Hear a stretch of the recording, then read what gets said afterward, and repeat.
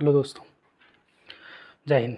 तो आज हम बताने वाले हैं कि गंगा नदी का उद्गम और मुहाना कहाँ से कहाँ तक क्या सब आता है और क्या सब आता है, कितने प्रयाग होते हैं हमारे भारत देश में, कितने प्रकार के प्रयाग होते हैं, ये सब सारी चीज़ के बारे में आज हम जानने वाले हैं। तो हम लोग देखते हैं, हमारा आज का टॉपिक है गंगा। गंगा रिवर जो है सब आदमी जानते होंगे गंगा नदी के बारे में। इसके बारे में आज कंप्लीट जानकारी लेंगे। क्या होता है कि उत्तराखंड राज्य जो है, भारत के उत्तराखंड राज्य है, जहाँ पर एक जगह है जिसका नाम है बद्रीनाथ। क्या नाम है? बद्रीनाथ। बद्रीनाथ है। बद्रीनाथ के पास से एक नदी निकलती है। बद्रीनाथ के पास से एक नदी निकलती है जिसका नाम होता है विष्णु गंगा। क्या नाम होता है? विष्णु गंगा। और विष्णु गंगा आगे बढ़ती रहती है और यहाँ पर एक दर्रा है जिसका नाम है नीति दर्रा। नीति दर्रा, नीति दर्रा क्योंकि माना, नीति, धर्मा, ये सभी जो है जितना भी दर्रा है सब कहाँ पर? उत्तराखंड राज्य में है। तो एक दर्रा जो है नीति दर्रा, वहीं से एक नदी निकलती है जिसका नाम होता है धौली गंगा। क्या नाम होता है? धौली गंगा। और यह धौली गंगा नदी आकर के विष्णु गंगा से मिल जाती है और जिस जगह पर मिलती है उस जगह को संगम बोला जाता है। उसे क्या बोला जाता है? संगम। दो नदियाँ या दो से अधिक नदियाँ जिस जगह पर मिलती है उस जगह को संगम कहा जाता है। तो जिस जगह पर मिलती है इसे संगम कहा जाता है और इस संगम का नाम हो जाता है विष्णु प्रयाग। क्या नाम होता है? विष्णु प्रयाग। अब एक्चुअली विष्णु प्रयाग हो गया। अब क्या होता है ना कि संगम का एक नियम होता है, जब दो बराबर की गहराई वाली या बराबर के पानी रखने वाली नदी जब आपस में कहीं पर संगम बनाती है तो संगम के बाद क्योंकि नदी का कोई न कोई धारा तो आगे निकलेगी, तो इसका नाम एक अलग नाम दे दिया जाता है। इसका नाम ना तो विष्णु गंगा होगा ना ही धौली गंगा होगा, इसका नाम हो जाता है अलकनंदा। अलकनंदा इसका नाम पड़ जाता है, अलकनंदा नदी इसका नाम पड़ जाती है। अब अलकनंदा नदी आगे बढ़ते जाती है, अलकनंदा नदी आगे बढ़ती जाती है और अलकनंदा नदी जैसे जैसे आगे बढ़ती है तो उत्तराखंड में ही एक नदी आकर के इनसे आगे जाकर के मिल जाती है, जिस नदी का नाम होता है नंदाकिनी नदी। नंदाकिनी नदी, ये नदी आकर के इनसे मिल जाती है। फिर वही बात, संगम हो गया। यहाँ पर ये नदी यहाँ से अलकनंदा आ रही है, इधर से नंदाकिनी आ गई, ये दोनों आकर के यहाँ पर मिल गई, यहाँ पर संगम हो गया। संगम, इस जैसे नंदाकिनी नदी मिलती, इस संगम का नाम होता है नंद प्रयाग। इसका नाम क्या होता है? नंद प्रयाग। अब देखते चलते कितने प्रकार के प्रयाग है, ये भी यहीं पर हो जाएगा, कंप्लीट हो जाएगा। इसका नाम हो जाता है नंद प्रयाग। अब नंद प्रयाग में आकर के नंदाकिनी नदी मिल गई। अब यहाँ से जो आगे कोई ना कोई धारा निकलेगी इस नदी का, दोनों में से दोनों धारा संगम के बाद मिलने के बाद जब आगे निकलेगी तो इसका नाम क्या होगा? इसका नाम अलकनंदा ही पड़ेगा। अलकनंदा को हम शॉर्ट फॉर्म में ए लिखते हैं, अलकनंदा ही रहेगी। ऐसा क्यों? क्योंकि यहाँ पर दोनों नदी बराबर थी तो आगे जब निकली धारा तो इसका नाम अलकनंदा पड़ गया। लेकिन यहाँ पर नंदाकिनी नदी छोटी है और अलकनंदा नदी ज़्यादा पानी रखने वाली नदी है, ज़्यादा गहराई वाली नदी है, जबकि नंदाकिनी नदी एक छोटी नदी है, मतलब उनसे तो कंपेयर टू छोटा ही है, इसलिए इसका नाम पहले से जो नाम था अलकनंदा वहीं रह गया। अब अलकनंदा नदी आगे बढ़ रही है, एक और नदी आकर के मिलती है एक जगह पर जिसका नाम, इस नदी का नाम है पिंडार नदी। पिंडर या पिंडार नदी भी कहा जाता है इसे। ये नदी उत्तराखंड में ही बहती है, ये भी आकर के मिल जाती है इसी अलकनंदा नदी से। और इसके संगम को यहाँ पर जब पिंडार नदी मिलती है इसे कहा जाता है कर्णप्रयाग। इसे बोला जाता है कर्णप्रयाग। कर्णप्रयाग में आकर के पिंडार नदी मिल जाती है। लेकिन फिर भी वही बात, पिंडार नदी अलकनंदा नदी से छोटी, कम पानी रखने वाली नदी है, अतः जब धारा जब आगे बढ़ेगी तो इसका नाम कुछ दूसरा नाम से नहीं बल्कि जो पहले से नाम चली आ रही है अलकनंदा, जो बड़ी नदी का नाम है, वही नदी के नाम से ये आगे बढ़ जाएगी, फिर इसका नाम अलकनंदा ही रह जाएगी। अब अलकनंदा से एक और नदी यहाँ से उत्तराखंड में ही आप लोग नाम सुने होंगे केदारनाथ का। केदारनाथ का नाम सुने होंगे। केदारनाथ से एक नदी आकर के मिल जाती है इसी अलकनंदा नदी से। ये नदी का नाम होता है मंदाकिनी नदी। मंदाकिनी नदी हो जाती है, ये आकर के मिल जाती है केदारनाथ, मतलब केदारनाथ से निकलती है मंदाकिनी नदी आकर के अलकनंदा नदी से मिल जाती है और जिस जगह पर मिलती है संगम हो गया और इस संगम का नाम हो जाता है रुद्रप्रयाग। रुद्रप्रयाग। अब आप लोग जानते भी होंगे कि जहाँ पर मंदाकिनी नदी मिलती है अलकनंदा नदी से, इसे रुद्रप्रयाग कहा जाता है। इसे शॉर्ट फॉर्म में हम लोग याद भी रख सकते हैं कि किसी भी आदमी को मंद बुद्धि वाले नहीं समझना चाहिए, जो आदमी शांत रहते हैं, क्योंकि कभी भी वो रुद्र रूप धर सकता है, कभी भी रुद्र रूप में आ सकता है। तो ध्यान दीजिए, इस तरह से याद कर सकते हैं हम लोग। लेकिन फिर वही बात, अलकनंदा नदी है आगे बढ़ेगी क्योंकि मंदाकिनी नदी छोटी नदी है, अलकनंदा नदी ज़्यादा पानी रखने वाली नदी है, अतः अलकनंदा नदी ही आगे बढ़ेगी।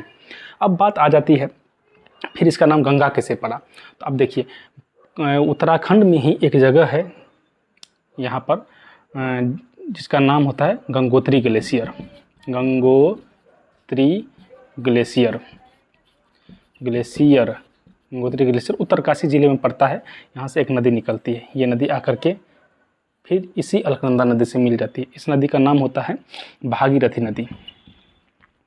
भागीरथी नदी होती है जो एक काफ़ी अच्छी खासी पानी रखने वाली नदी होती है और बड़ी नदी भी होती है, आकर अलकनंदा नदी से मिल जाती है। अब यहाँ पर बात हो जाती है, जहाँ पर मिलता है इसे कहा जाता है देवप्रयाग। क्या बोला जाता है? देवप्रयाग। अब देखिए, भागीरथी नदी एक बड़ी नदी है, अच्छा खासा पानी रखती है अपने अंदर में, और अलकनंदा नदी भी सेम, दोनों नदी बराबर नदी हो जाती है। अब जब दोनों नदी बराबर नदी हो गई तो अब जो इसके बाद जो आगे बढ़ेगा, किस नाम से नदी बढ़ेगा? तो जब दोनों नदी बराबर पानी रखने वाली हो जाए तो कोई तीसरा नाम दिया जाता है। तो देवप्रयाग के बाद से इस नदी का नाम होता है गंगा। ना ये अलकनंदा रहती है, ना ये भागीरथी रहती है, इसके बाद इसका नाम होता है गंगा। अब गंगा आगे बढ़ने लगती है। उत्तराखंड से जैसे गंगा उत्तर प्रदेश में प्रवेश करती है, उत्तर प्रदेश में एक ज़िला है, बिजनौर ज़िला है। बिजनौर ज़िला में ही इन कर जाती है उत्तर प्रदेश में गंगा। उत्तर प्रदेश में गंगा बिजनौर ज़िला में इन कर जाती है। उत्तर प्रदेश से बहती हुई ये बिहार में प्रवेश करती है। तो आप लोगों को जैसा कि पता होगा कि बिहार में जब ये इन करती है तो बिहार में एक ज़िला है जिसका नाम है बक्सर ज़िला। क्या नाम है? बक्सर ज़िला नाम है। बक्सर ज़िला में ये यहाँ पर छोटा सा बक्सर लिख देते हैं, आगे बढ़ जाती है। अब बिहार को जैसे इन प्रवेश करती है, बिहार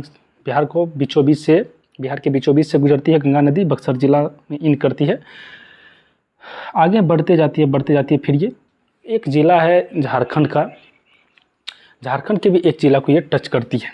झारखंड के भी एक ज़िला को टच करते हुए झारखंड में भी ज़िला को टच करते हुए साहिबगंज ज़िला नाम है झारखंड में, उस ज़िला का नाम है साहिबगंज नाम है। झारखंड के ज़िला को टच करते हुए पश्चिम बंगाल में इन कर जाती है। पश्चिम बंगाल के बाद ये पश्चिम बंगाल में एक फरक्का नाम का जगह है, फरक्का, वहाँ पर ये नदी बांग्लादेश में इन कर जाती है, यानी दूसरे देश में इन कर जाती है। कहाँ इन कर जाती है? बांग्लादेश में। अब देखिए दोस्तों, बांग्लादेश से होते हुए ये बंगाल की खाड़ी में गिर जाती है, बांग्लादेश में जाकर ये बंगाल खाड़ी में गिर जाती है। अब हमारी नदी जो ये भागीरथी नदी के पास से निकली है, इधर से जाते जाते वहाँ पर बंगाल खाड़ी में गिर गई है।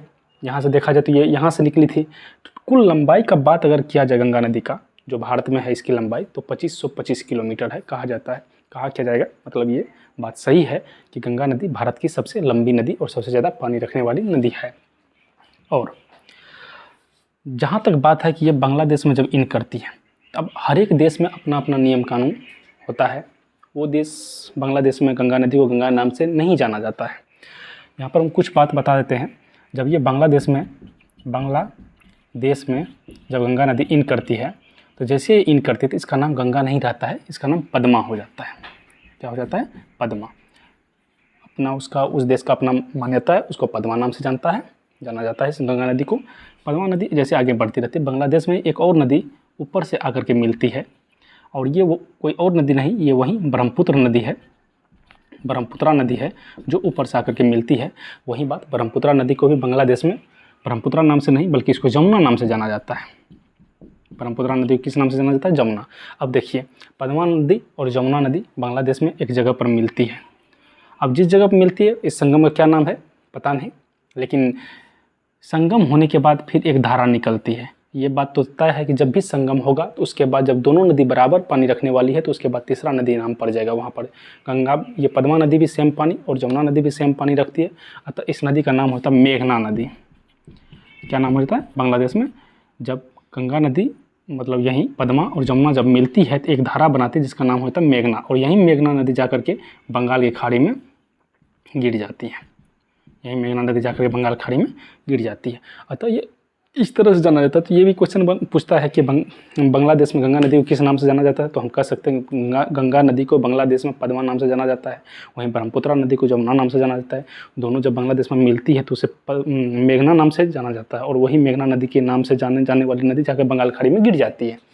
अतः ये रहा पूरा हमारे गंगा नदी का पूरा एक कह सकते हैं इस तरह से जो पूरा उसका इतिहास जो किस तरह से गया है। और यहाँ पर एक बात और जानने के लिए भी है कि पांच प्रयाग हमारे भारत देश में हैं। 5 प्रयाग, पहला है विष्णु प्रयाग, फिर है नंद प्रयाग, फिर है आपको कर्ण प्रयाग, रुद्र प्रयाग और देव प्रयाग। ये 5 प्रयाग है। पाँचों एक पवित्र स्थल है जहाँ पर कि नदियों का संगम होता है, इसलिए ये पवित्र स्थल पर और अच्छे अच्छे मंदिर सभी बनाए गए हैं। तो शायद आप लोगों को अच्छा खासा जानकारी मिला होगा। ठीक है, जय हिंद।